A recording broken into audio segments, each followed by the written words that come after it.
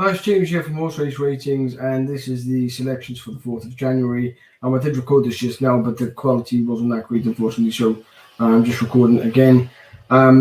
We have two selections for tomorrow.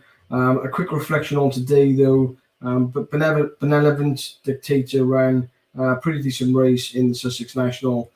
Finished really, really strongly to get third. Just a bit unfortunate, really, that he got going a bit late. Which seems a bit crazy over obviously a long trip like that. But and the vape was very disappointing. I did highlight my issues with regards to Luke Morris, but I obviously can't blame Luke for that ride. It's just very, very difficult in Southall on the far side rail, or the stand side rail. It just runs very, very deep. You have to come down the middle, and unfortunately, from the stall that he had, he couldn't quite get across. He probably wouldn't have won anyway. But any hope of a place or a potential win kind of went when he couldn't get across to the middle of the track, and obviously up down the inside at Southern it's just it's graveyard territory.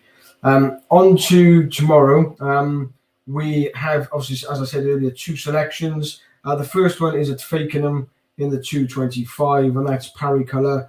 The horse is coming obviously with very, very good form, albeit at Salah hurdle level, so it has got a bit of a hike in the weights.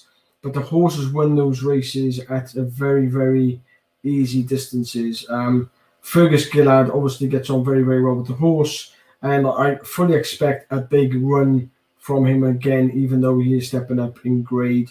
One thing I will say is the price allows us to have a go at it winning place. So only small half-point bets winning place, and I still think that there's still quite a bit of juice in his mark. So hopefully he can continue that form. Two horses to mention would be Shantung with Bryony Frost on board, and also Not a Role Model. They would be the two horses I think obviously that would be the main dangers to Parry Colour. But hopefully we can get another big run out of him. At some point he's going to hit his ceiling. It might be tomorrow. I think there might still be a bit of juice left in his mark. So we'll see how that race goes. The next selection runs at Lingfield in the last race of the day there. That's the 340. And the selection is London Eye. Now, the London Eye has actually recently changed yards. I'm just kind of looking at my screen over here, so I'm just loading up the race cards. London Eye has changed yards, was with Harry Fry only for a short period of time. It was only at Harry Fry's for 3 runs, and prior to that was at Sir Michael Stout's yard. So the horse is obviously a bit of a traveller. Why he's moved, not entirely sure, but it's been picked up by Chris Dwyer. Marco Gianni is on board.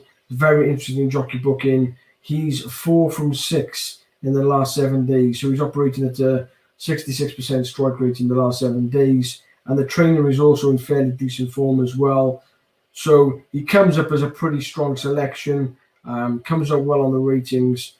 Just think hopefully he's been running fairly consistently without disgracing himself, and hopefully just with the jockey on board who's obviously riding very confidently, the horse would have a real good shout tomorrow, and it would be quite a strong bet. So a 1-point win and a 1-point place. I think he's got this. If he does come off, then I think obviously he has a really, really decent chance. He's got a fairly decent draw as well in stall 4. Which is not a bad thing, and yeah, hopefully he can get the job done, and that would be a really, really nice return on that one, depending obviously if he gets backed or well supported. So we'll see how that goes. So they're the two selections tomorrow, and that's Lingfield 340, London Eye, and I'd take him in the 125 Parry Colour. They're the two selections for tomorrow.